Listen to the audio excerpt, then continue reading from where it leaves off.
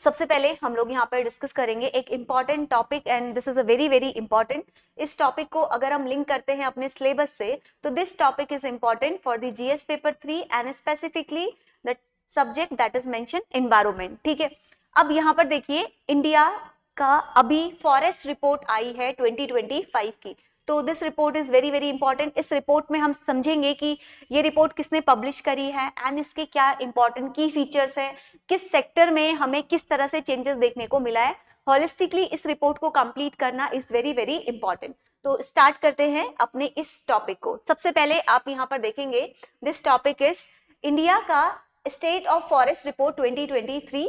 ये अभी रिलीज करी गई है, दिस इज 2025 की, जो कि union minister of environment, forest और क्लाइमेट चेंज के द्वारा, जो कि आपका एक फॉरेस्ट रिसर्च इंस्टीट्यूट है, कहां पर लोकेटेड है आपका, देहरादून में। तो इन्होंने ये रिपोर्ट अभी आपकी पब्लिश करी है। अब इस रिपोर्ट के सारे की फीचर्स को आप यहाँ पे ध्यान से देखिए। सबसे पहले ये लॉन्च करी गई थी दिसंबर 2023 में। डिपार्टमेंट जो है इसमें कौन कौन से डिपार्टमेंट इन्वॉल्व हैं, this is important for the exam perspective.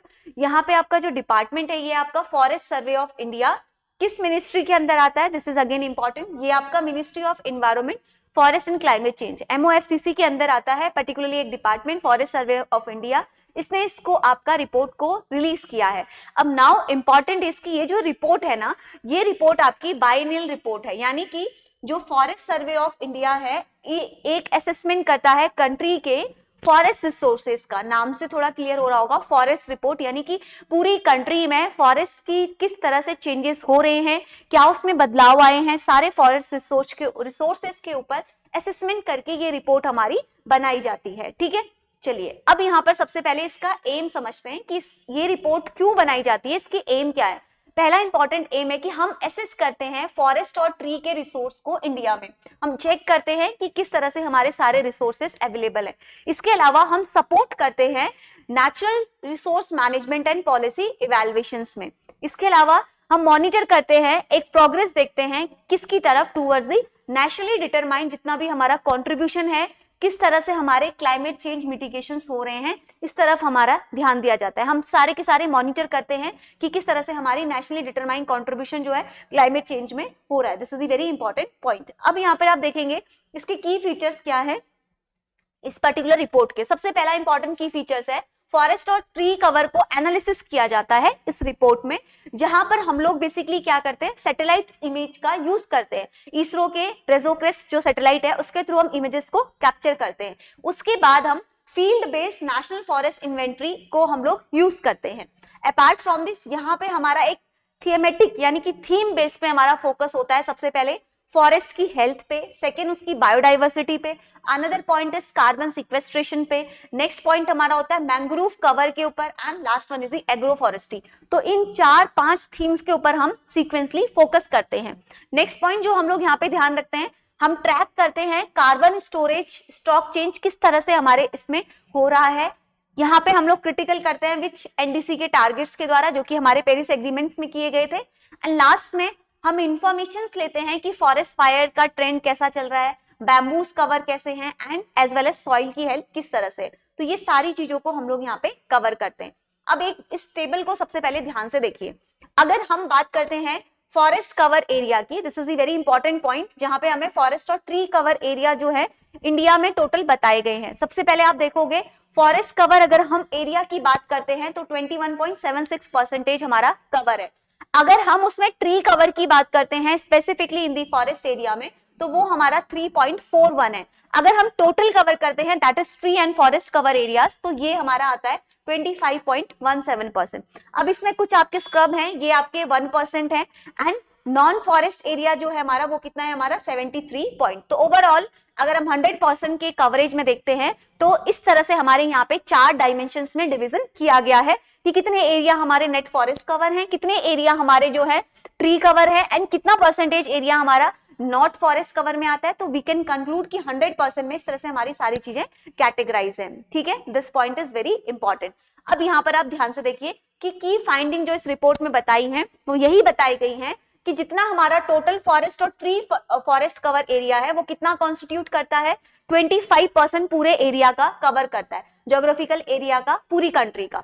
और total focus area forest area जो है मैंने अभी आपको डायग्राम में शो किया था, दैट इज 21%, एंड जो ट्री कवर एरिया है वो आपका कितना है 3.41%। तो ये हमारा टोटल फॉरेस्ट और ट्री कवर एरिया को दिखाता है, जो कि पूरी इंडियन ज्योग्राफी में ऑलमोस्ट 25% को ही हमारा सिर्फ कवर करता है। This is the very important point. अब यहाँ पे आप एक एक करके हम सारे इनके पैरामीटर्स पे देखेंगे।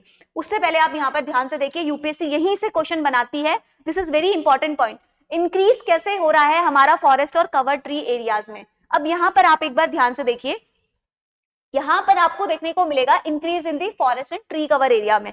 अब नाउ आप यहाँ पे स्टेट्स को ध्यान से देखिए, सबसे पहले फर्स्ट स्टेट में हमारा कौन आता है, छत्तीसगढ़। इससे यूपीएससी ने क्वेश्चन पूछा भी है। उसके बाद हमारा नेक्स्ट कौन है हमारा, that is Uttar Pradesh. Chronology ध्यान रखनी है। अगला स्टेट आपको कौन सा मिलेगा, दैट इज उड़ीसा, एंड उसके बाद नेक्स्ट कौन सा मिलेगा आपको, राजस्थान। तो ये है हमारा टोटल इंक्रीज किस तरह से हो रहे हैं हमारे फॉरेस्ट कवर एरियाज में। This is the very important point. अब यहाँ पर आप देखेंगे आगे डिक्रीज किस तरह से हो रहा है ट्री कवर एरिया में। यहां पर आप देखिए कि किन कंट्रीज किन स्टेट्स में हमें डिक्रीजमेंट दिखने को मिला है फॉरेस्ट और ट्री कवर एरियाज में। सबसे पहले आप देखोगे मध्य प्रदेश। मध्य प्रदेश में there is a ratio that is 600 तक हमारा आ गया है। एंड उसके बाद कर्नाटका में देखोगे, सेकेंड स्टेट में हमारा कर्नाटका आता है। उसके बाद आप देखोगे लद्दाख, और नेक्स्ट वन इज दी नागालैंड। तो ये ट्रेंड आपको ध्यान रखना है, किन स्टेट्स में हमारा टोटल ट्री और फॉरेस्ट कवर एरिया इंक्रीज हो रहा है, और कौन से ऐसे स्टेट्स हैं जहां पे हमारा टोटल ट्री और फॉरेस्ट एरिया क्या हो रहा है, डिक्रीज हो रहा है। तो ये दोनों चीज आपको यहाँ पे ध्यान में रखनी है, ठीक है। अगर हम बात करते हैं टोटल फॉरेस्ट और ट्री कवर एरिया की नॉर्थ ईस्टर्न रीजन में, तो ये कितना है आपका, अप्रोक्सीमेटली 67% ऑफ दी उस ज्योग्राफिकल स्टेट का है। This is very important point. जितना आपका वहां के अगर 100% के परसेंटेज में हम लेते हैं, तो उसमें से 67% ज्योग्राफिकल एरिया जो है नॉर्थ ईस्टर्न रीजन में, वो आपका ट्री और फॉरेस्ट कवर स्टेट के एरियाज में आता है। ये बहुत ही इंपॉर्टेंट पॉइंट है जिसको आपको ध्यान में रखना है। नाउ अगला इंपॉर्टेंट जहां से क्वेश्चन भी आते हैं, दिस इज इंपॉर्टेंट कि मैंग्रोव कवर किस तरह से है हमारे यहाँ पर इंडिया में। तो अगर हम बात करते हैं टोटल मैंग्रोव कवर की पूरी कंट्री में, तो आपको देखने को मिलेगा 15%। अकाउंट आप परसेंटेज में ध्यान रखिए, that is 15% of the country का टोटल ज्योग्राफिकल एरिया हमारे किसमें कवर है, मैंग्रोव एरिया में कवर है।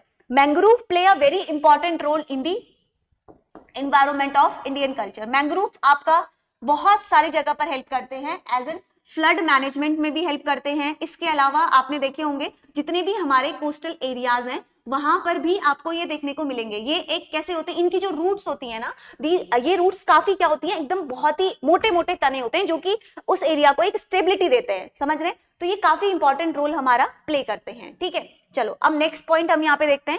अब इस डायग्राम में ध्यान से देखिए, अगर हम मैंग्रोव कवर की बात करते हैं पूरे इंडिया में, तो आप देखोगे यहाँ पे open mangrove that is 40.6%, and यहाँ पे जो हमारे मॉडरेट लेवल पे डेंस मैंग्रोव हैं ये आपके कितने हैं, 30%, और जो काफी वेरी डेंस एरियाज में है वो आपको मिलेंगे रेस्ट ऑफ दी 29% में।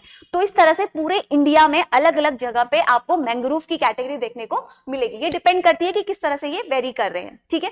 अब देखिए ट्री कवर। ट्री कवर मैंने आपको बताया, ट्री कवर और फॉरेस्ट कवर को मिला के हमारे यहाँ पे कितना कंपोजिशन है। अगर हम यहाँ पे सिर्फ ट्री कवर एरिया की बात करते हैं, तो मैक्सिमम ट्री कवर स्टेट्स कहाँ पे आपको मिलेंगे, यू कैन सी, ये आपको सारे स्टेट्स मिलेंगे। सबसे पहले कौन सा स्टेट है उसमें आपका, महाराष्ट्र। उसके बाद सेकेंड स्टेट आपको मिलेगा दैट इज राजस्थान। उसके बाद नेक्स्ट स्टेट हमारा क्या है, उत्तर प्रदेश। तो ये क्रोनोलॉजी आपको ध्यान में रखनी है कि मैक्सिमम ट्री कवर किस स्टेट में कितने ज्यादा हैं और कहाँ पे हमारे हैं। तो सबसे ज्यादा आपको महाराष्ट्र से स्टार्ट करना है और यहाँ तक ध्यान रखना है, ठीक है।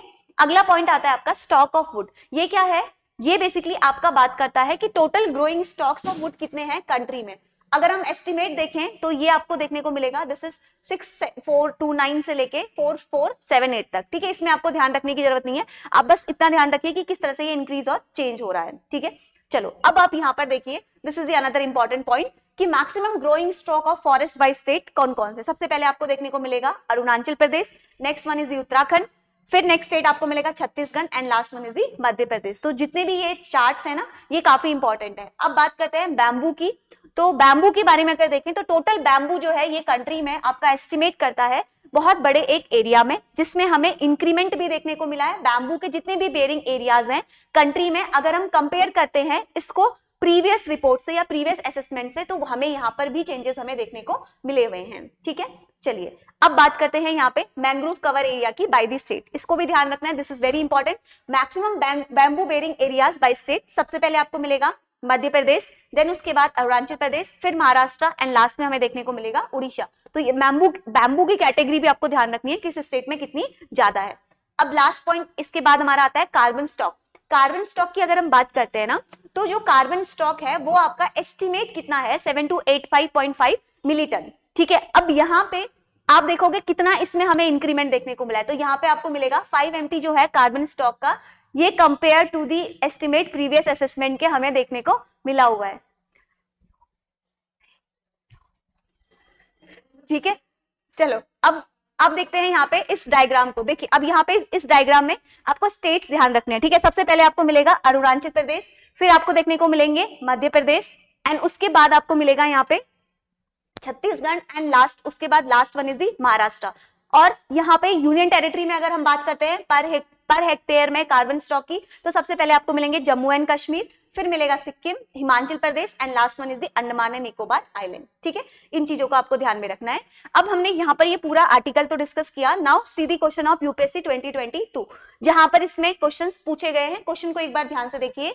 The most significant achievement of modern law in India is the constitutionalising of environmental programme by the Supreme Court, discuss the statement with the help of relevant case laws। ठीक है, उसकी हेल्प से आपको यहाँ पे इसको आंसर करना है। एक बार ट्राई करेंगे इसको आंसर करने का। ठीक है, चलिए नेक्स्ट आर्टिकल को देखते हैं।